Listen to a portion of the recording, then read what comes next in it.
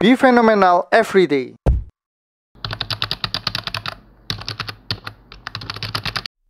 Di ISG ada satu saham yang harganya per lembar mencapai Rp200.000 lebih. Nah, itu adalah saham DSSA yang sekarang dia diperdagangkan di level 240.000. Yang artinya retail-retail seperti kita kalau mau membeli saham DSSA satu lot saja itu butuh uang Rp24 juta ya. Nah, ini saham yang tidak ramah kepada retail ya. Nah, saya coba mengecek laporan keuangannya, dia ternyata adalah holding company dari Sinarmas Group ya. Kemudian di dalam laporan keuangannya, di bagian informasi segmen kita bisa melihat, karena holding dia kan punya beberapa lini bisnis. Nah, paling besar adalah di pertambangan dan perdagangan batu bara. Ini ya, di tahun 2023 full year kemarin, dia 4,6 miliar dolar. Sedangkan yang lain kecil-kecil, cuma 40 juta, 200 juta, 90 juta, dan 700 ribuan dolar ya. Jadi jauh persentasenya dibandingkan yang batu baranya. Nah, kemudian saya juga mengecek, oh ternyata dia sumbangsi terbesarnya itu adalah di GEMS ya, Golden Energy Mines. Karena pemegang saham dari Golden Energy Mines ini 50%-nya adalah Dian Swastatika atau DSSA. Ya, ini ceritanya hampir sama seperti sahamnya Pak Lokeng Hong ya, ABMM ya. Dimana dia ketika habis membeli saham GEMS ini ya 30%. Nah, Radhika Jananta Raya ini anak perusahaan dari ABMM. Dia langsung kinerjanya juga ikut terdongkrak. Saya nggak akan membahas dari sisi fundamentalnya untuk saham ini, tapi saya akan membahas dari sisi bandarmologinya. Mungkin ada teman-teman yang berpikir, loh saham DSSA ini kan market cap-nya gila-gilaan ya, 184 triliun. Tapi harga sahamnya ini ya, kalau kita lihat di sini, Januari masih 75 ribuan. Kemudian sekarang sudah naik hampir sudah 3 kali lipat lebih ya, menjadi 240 ribu. Kalau perusahaan market cap 180 triliun dinaikkan 3 kali, berarti berapa dana yang dibutuhkan kan? Nah, ini saya ingin menunjukkan bagaimana ya sebenarnya kalau misalkan dalam tanda kutip bandar ingin menaikkan harga saham suatu perusahaan itu tidak membutuhkan modal besar, asalkan dia menguasai mayoritas porsi publiknya. Nah, kalau teman-teman cek di sini ya, kenaikannya ini kan di bulan Januari ya, awal muasal kenaikannya dia. Di Januari sampai ke Februari, sampai ke awal Februari, itu dari 75.000 naik menjadi 145.000. Ya bisa dibilang double lah. Nah, kalau di harga 75.000, berarti market cap DSSA saat itu hanya sepertiganya dari market cap sekarang kan. Berarti sekitar 60 triliun saja. Nah, apakah si bandar butuh 60 triliun untuk mengangkat? Ternyata enggak. Kalau teman-teman cek dari aktivitas transaksinya dari tanggal 1 Januari hingga 1 Februari, nah di sini ternyata hanya ada volume transaksi 7,8 miliar teman-teman. Jadi transaksi 7,8 miliar ini sudah bisa mengangkat harga saham DSSA dari 75.000 menjadi 145 ribuan atau double ya. Nah, makanya saya bilang bahwa sebenarnya kalau bandar menguasai mayoritas, dia nggak butuh modal besar untuk mengerek harga sahamnya. Kemudian sekarang, nah ini kan sempat dia sideways ya, dari bulan Februari, Maret, April, Mei dia sideways, dan di akhir Mei dia mulai diangkat sampai sekarang ya, di bulan Juni 2024 ini. Dan kalau teman-teman cek dari sejak Februari ini, Februari, Maret, April ya, Februari, Maret, April, dia volume transaksinya dalam 3 bulan ini hanya 5,9 miliar ya. Jadi sangat amat kecil. Tapi kalau teman-teman cek ya di bulan ini, di bulan Juni ya, Juni tanggal 1 Juni ya sampai sekarang tanggal 21 Juni ini, ternyata volume transaksinya sudah 272 miliar. Nah, volume transaksi yang ya saya bisa bilang ini besar ya. Tapi kalau kita lihat di bid overnya itu nggak ada teman-teman. Bid overnya cuma kompong ya, cuma 1, 1, 12, 22. Nah ini artinya ya sebenarnya volume transaksi ini cuma pindah-pindahan barang ya, dari satu sekuritas ke sekuritas lain. Nah kalau teman-teman cek, nah ini DR ya, ini adalah sekuritas yang digunakan oleh pemainnya ya, pemain dari DSSA. DR SSYO ini bayarnya, top sellernya RFFZDH. Nah biar bisa jadi ya sekuritas-sekuritas ini dimainkan oleh orang yang sama. Karena transaksinya kurang lebih ya dari ini ke sini ya. Nah, ini top 3-nya sama semua. Kalau teman-teman cek di sini juga, transaksinya ini juga sebenarnya kecil, tapi ada satu momen dia bisa jelek diambil langsung banyak gitu volumenya. Nah, saya menduga DSSA ini sekarang lagi create volume dia saham ini supaya terlihat liquid di market. Nah, kok kalau misalkan kita masuk gimana? Kalau kita misalkan mau masuk di saham seperti ini, tentu akan sangat berbahaya. Kenapa? Karena misalnya nih teman-teman ini ya contohnya ada 25 lot atau 50 lot ini teman-teman makan. Ya pemain besarnya di sini pasti tahu ya bahwa lu siapa ini makan barangku, bukan aku tapi dimakan gitu loh. Mungkin kalau masuknya cuma satu lot ya mungkin dia nggak peduli ya. Tapi kalau masuknya itu banyak ya tentu pemain besarnya akan langsung mengerti ada penumpang gelap istilahnya yang masuk di saham DSSA. Nah berikutnya yang akan saya bahas itu adalah tentang dividen stock ya. Ini saya menggunakan bantuan dari aplikasi Stockbit. Saya melihat sekarang posisi market sekarang ini itu banyak sekali emiten yang memberikan dividen yield cukup tinggi ya atau double digit. Nah di sini saya menggunakan screenernya ya, itu dividen yield, saya namakan dividen yield double digit. Kalau rules-nya cuma dividen yield-nya di atas 10%, ya. Nah ini muncul ada 34 emiten ya. Nah, ini ada SMDR, Pegas, terus ya ini macam-macam ya. Ada 34 emiten yang posisi per sekarang ini memberikan dividen yield itu di atas 10%. Nah, dividen yield di atas 10 sebenarnya cukup menarik. Kenapa? Karena untuk obligasi sendiri, nah ini ya di websitenya Kemenkeu untuk obligasi, sekarang itu ada di level, nah ini ya 6,25 sampai 6,4 ya, berarti 6% lebih ya, belum dipotong pajak. Sedangkan kalau kita pegang saham yang dividennya kasihkan 10%, berarti itu sudah jauh sekali di atas bond ya, bondnya pemerintah, obligasinya pemerintah.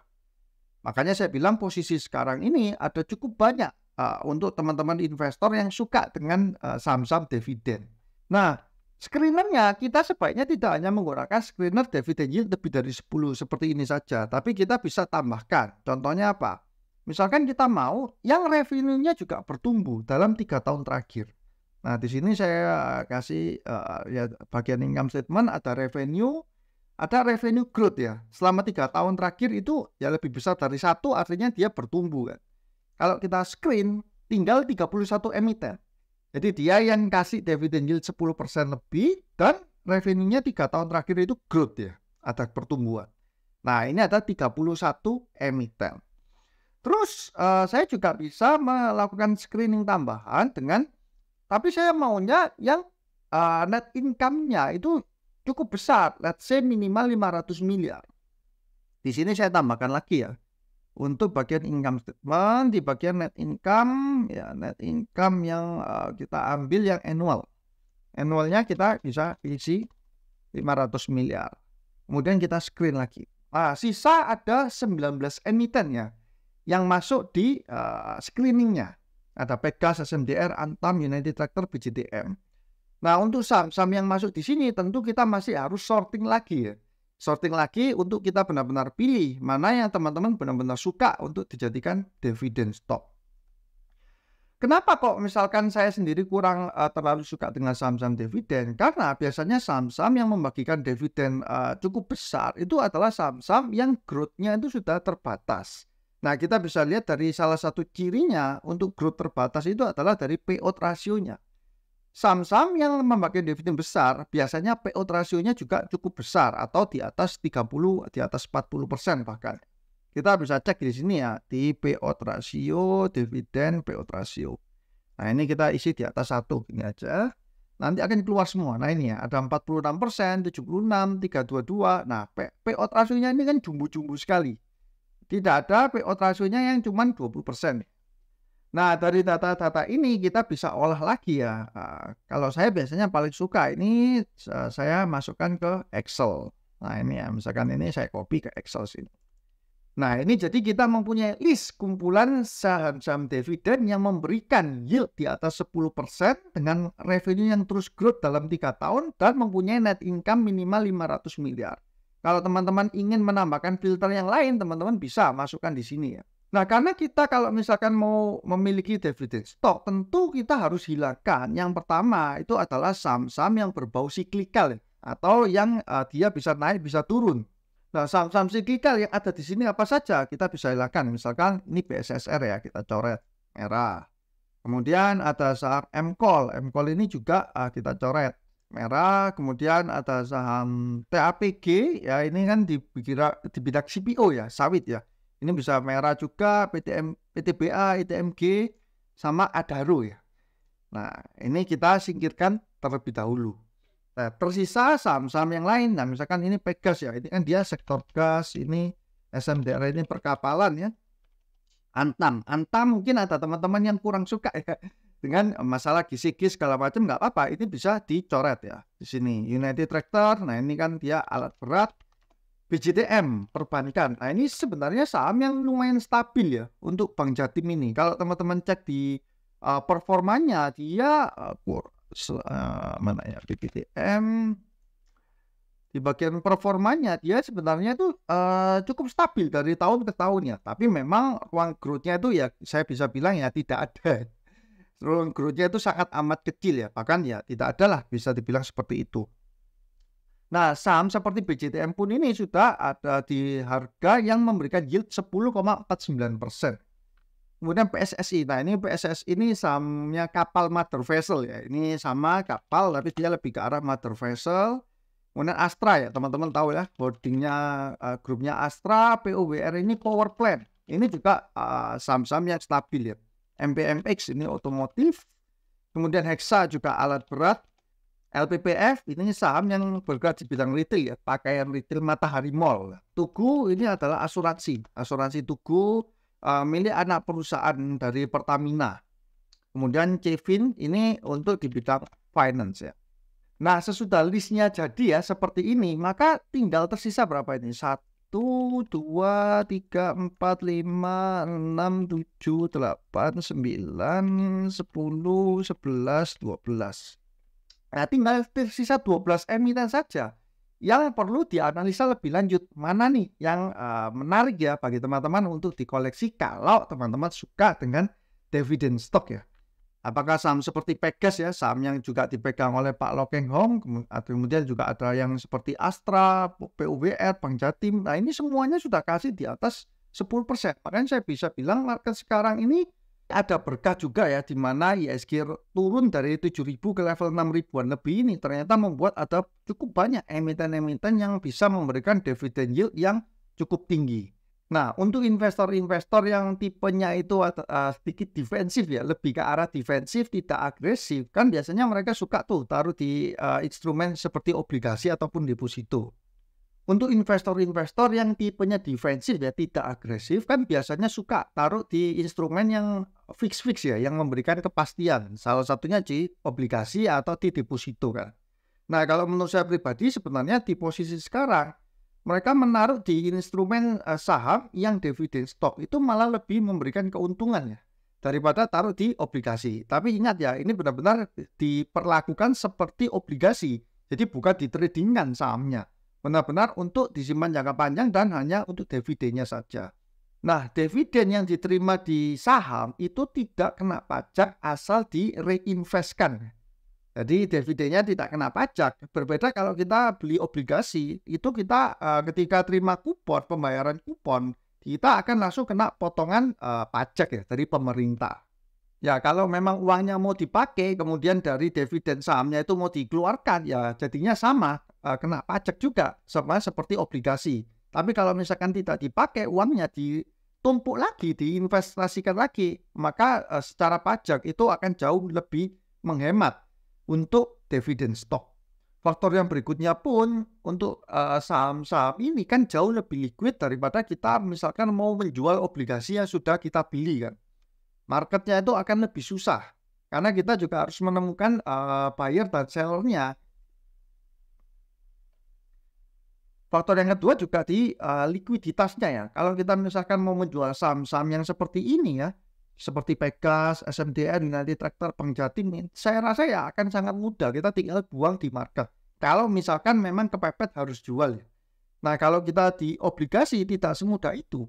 Obligasi kita harus mempunyai pasangan atau buyer itu yang benar-benar mau membeli obligasi kita. Dan marketnya itu tidak segampang untuk kita melepas atau menjual saham di bursa. Dan yang terakhir, untuk saham sendiri itu masih ada potensi capital gain. Artinya kalau teman-teman hold saham-saham ini misalkan 5-10 tahun ke depan, itu belum tentu harga sahamnya tidak naik. Berbeda dengan obligasi. Kalau obligasi teman-teman hold sampai jatuh tempo, sampai maturity, ya teman-teman akan pokoknya saja kembali dan terima kupon. Makanya saya bisa bilang bahwa sebenarnya untuk saham-saham yang memberikan dividen jauh di atas obligasi itu akan lebih menguntungkan daripada kita membeli obligasi sendiri. Nah, kalau ada teman-teman ya yang memang tipenya investor dividen stock, coba teman-teman share saham apa yang menjadi favorit teman-teman dalam dividen stock ini. Oke guys, cukup sekian ya untuk video kali ini. Semoga berguna untuk teman-teman semua. Saya doakan semoga teman-teman sehat selalu, semakin sukses dan cuan selalu. See you guys.